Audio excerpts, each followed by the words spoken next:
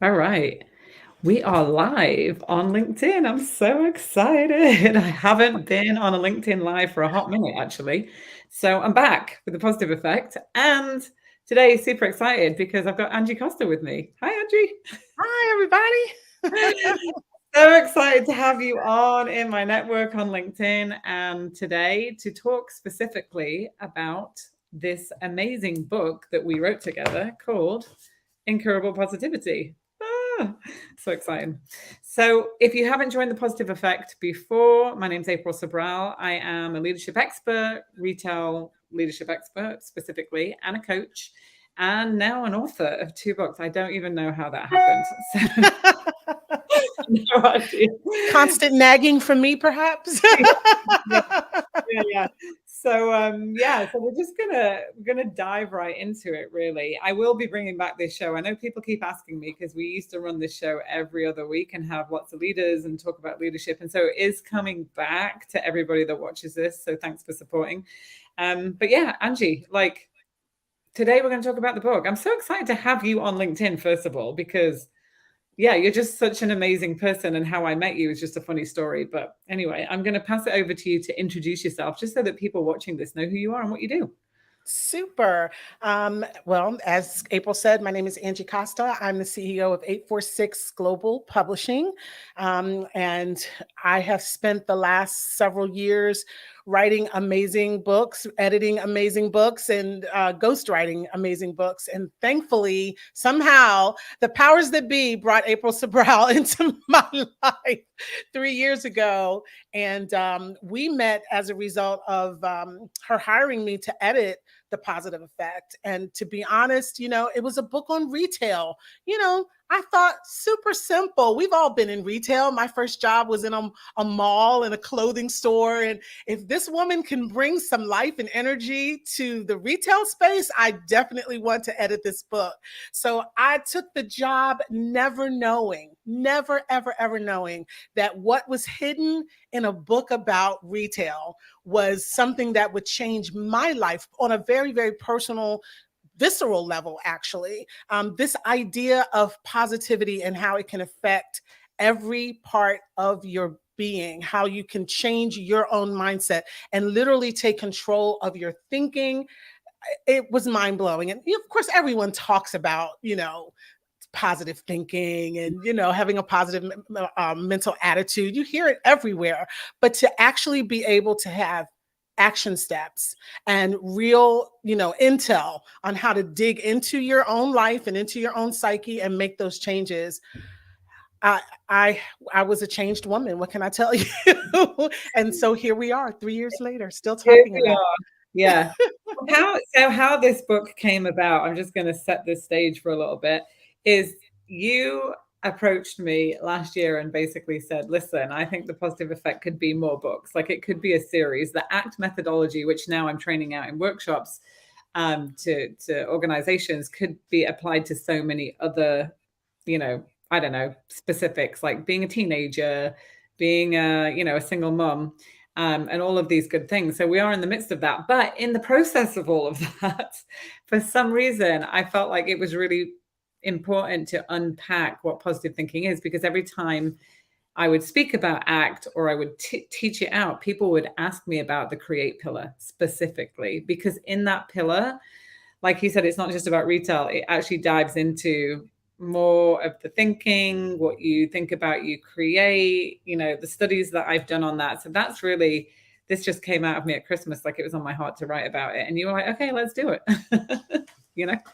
Yeah, I think that's a testament to your integrity, because I know that we were excited about starting the series, but you felt that people really needed to have the foundational principles. They really needed to understand what positivity does, how it works, how to incorporate it into your life, how to root out those places where negativity seems to have taken hold, so that they could apply the principles, act, accept, create, and teach to their everyday lives. And I'm just thrilled that you had that thought to really, put the brakes on the series and get to the heart of what positivity really means.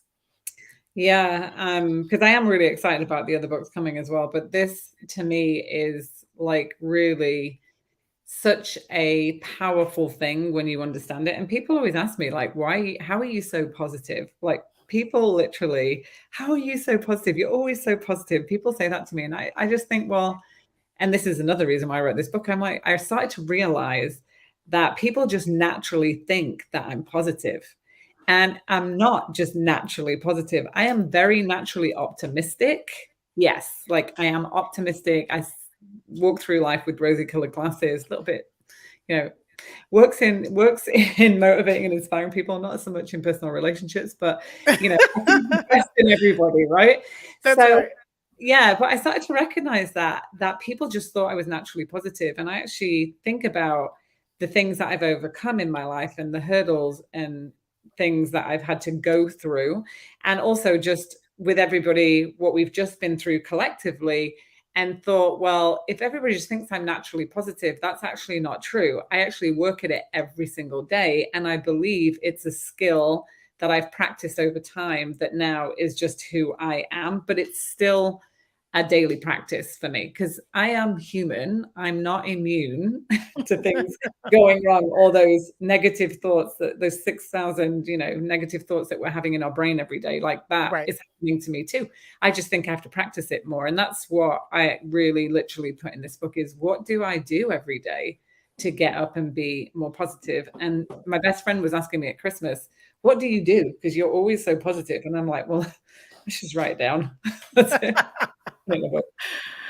So many people that I've talked to about the book, their mindset is, why am I so negative? I have a good life, I have a good job, I have a great family, and yet negativity seems to find its way into my conversations. And actually that's one of my favorite chapters in the book, is where you really dive into how you get enrolled in these negative situations, in these negative conversations, and how those negative conversations really do impact how you feel about yourself and about your life. And I wonder, how did you come to that place where you were able to really stand up for what you teach and believe, and be able to say to people, how to redirect those conversations, how to shift that conversation from negative to positive? I'm dying to know. I waited to ask you this question until we were on the live. How did you get to that place to have the courage to say, I don't want to be enrolled in that negativity? Ooh, that's a big one. How did I get the courage to say it? That's really good question, Angee, because that chapter specifically caused a lot of questions and like ruffled a little bit of people in the pre-read, a few people, because they were like, that's not realistic. I don't know if I could say that to somebody or if I could disengage and become more neutral, but I want to. And how did I get the courage to have that? Honestly, it's because I know what negative conversations do to the collective energy when we're engaged in it. And because I care so much about you as a person, and you living your best life, that I don't want to perpetuate that cycle for you. So that's where it comes from. It's more of an act of, again, me as a coach, as a mentor, or as like somebody that wants to inspire, ignite positive emotions in others, because I see the results. I've learned that through business. I just think that I'm not helping you change your life if I consistently get enrolled in those conversations with you. And that's because I truly believe in the law of cause and effect, if you want to say it, like what we think about comes more about. So if I Mhm. just keep talking more about this with you, then I'm just allowing you to get more of that in your life. And so that's where it comes from. It comes from a place of care and concern for others. And Yeah. sometimes that might come across as a bit harsh because I don't want to listen. And it's not that I'm not empathetic, because everybody that knows me would say I'm a good listener and I'm empathetic, but I'm not going to regurgitate and continue. I'm just going to say, is there something else that we could talk about that would make you feel better? Because it's just not going to help you where you're going. And that's hard. Like I'm not 100% at it all the time. I have my moments too, but I think, yeah, I think it comes from a place of care and concern. Yeah. Another question that I'm often asked about the book is the word incurable. Your choice of that particular word, how you came to that, and specifically, what does that mean over the long term? Because I think we've all been in situations where we go to a conference, we read a book, we feel energized and fired up, and then a week later, we're right back to the same habits that inspired us to have to go to the conference in the first place. And so I love the idea of the word incurable, that this can last over, months, weeks, years, and effectively over a lifetime. So how Yeah. did you come to that word? That word specifically, I was having a conversation with my best friend at Christmas about this, and sharing what I wanted to write about and put it down on paper, because I'd just gone through some personal stuff last year that had to really make me practice these practices even more so than I already did. Because I say, when things are good, I talk about this in the book, when things are good, practice it. But when things get tough, that's when you really have to get rigorous with your practices. And we were talking about it, and she just said the word. I was like, what should we call this thing? It's hard. You're a publisher, so like thinking about words. And we just started talking about that incurable is something that's associated with disease, right? Like you said, we talk about that in the book, and that it's something that's seen as can't be changed. It's fixed. It's like you're given this incurable, um, diagnosis, if you like, usually associated with something like cancer, and it just can't be cured. And so we started playing around with this idea. Well, what if positivity just couldn't be cured?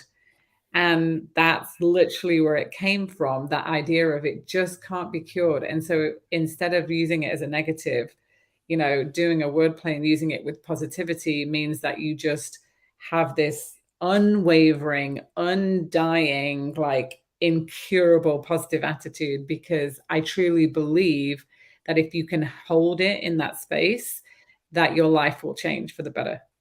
Wow, that's Mhm. amazing. I know that it's true. I often joke that even your emails and your text messages to me just lit me up. Just was just feeling the energy coming from you. It really does. It really does work. The book is chock full of exercises. There are affirmations. There's ways for people to engage with the material so that they sort of get a deeper understanding, and so that they're able to identify those places in themselves where they've not allowed positivity to sort of take hold. And I wonder, sometimes people see the exercises and the affirmations and they skip past them and move on to the next chapter. How Yeah. important are those exercises? Because you talk about, folks assuming that you're naturally positive, but that it's really work. Are those affirmations what you would consider to be, and the exercises, are those the work part of the equation? Yeah, it's really important that you don't skip past them and actually you do complete them. And it's funny because one of the people in the pre-reading group wanted to skip past it. And then she said, "Oh man," she goes, "when I read the first chapter on commitment and then I read those self-reflective questions, she's like, I actually had to go put the book down." She's like, "I don't want to continue reading it." She said, because you said do not skip past it. So she's like, I'm doing my due diligence. I'm not going to skip past it. She said she couldn't actually answer the questions. They were so deep. Yeah. So it made her really self-reflect and really think about in her life where she overcommits to things, so that then she breaks her agreements with people. And just going through those self-reflection questions in the first chapter, she put it down for like a week and then picked it back up because she was on a deadline. She's got to read it. But she literally was like, I'm buying this for everybody I know. She said, because the questions were so deep and just made her reflect so much, and it's changed her. And I'm a coach at heart, right? Like I am one of these people that naturally is gifted at asking these questions because I've learned how to ask questions being a coach, that will make you think and shift you. And that's those are the best coaches, the people that ask those questions. So I wouldn't skip these. Like if you really want to make a change, Yeah. do the work. This is the thing. It's like if you want to go to have a healthy body, you're going to eat better. If you want to look better, you're going to go to the gym, all these things. But these are all physical things that people see. And so we're more motivated, interestingly enough, by the physical because of it makes people look at us, judge us less, whatever it is.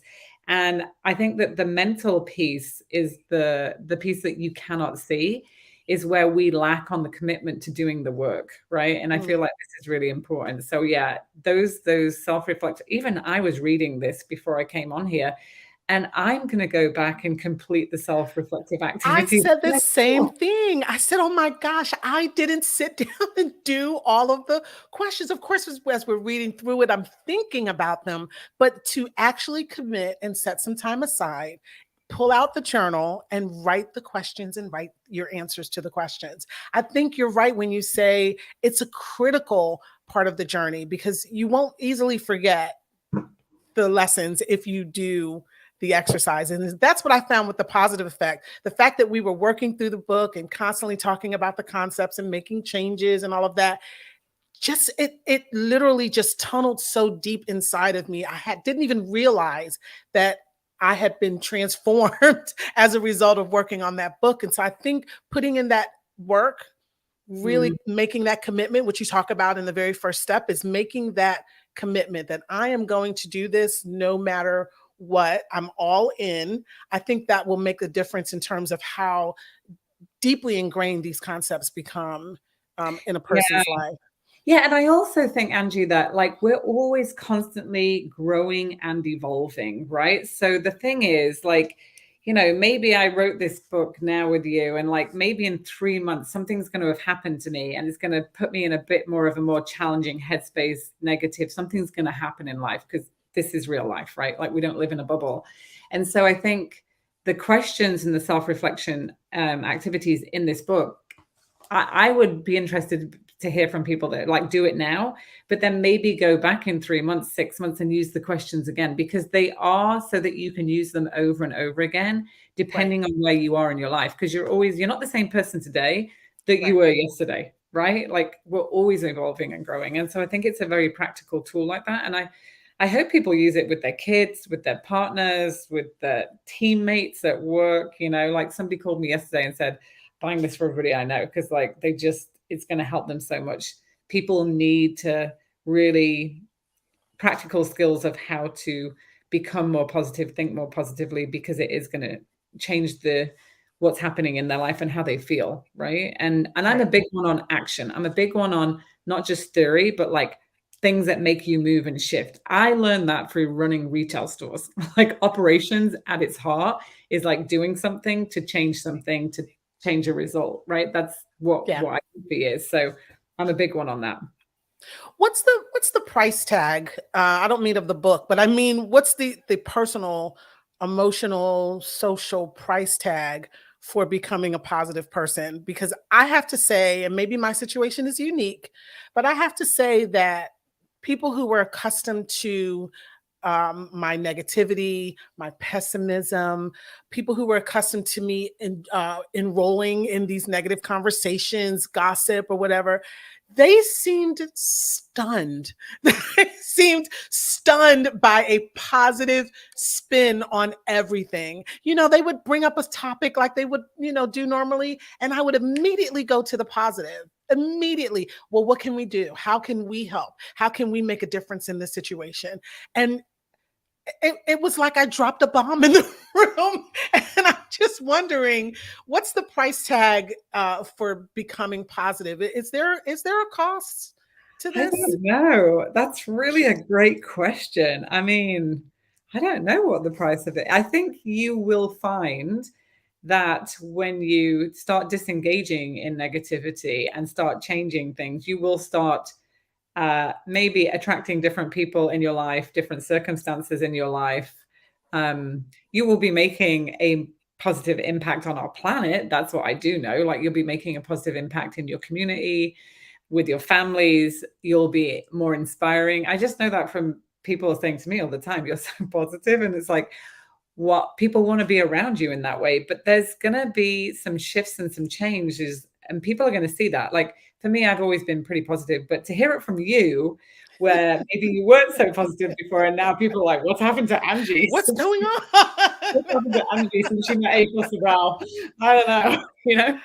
It's kind of Well, I interesting. think what you said is true. I think if you really want your environment to change, that you really do need to share the book with everybody in your circle, in your inner circle. I think your kids, your spouse, your coworkers, your business partners are all people who can benefit certainly from a positive outlook.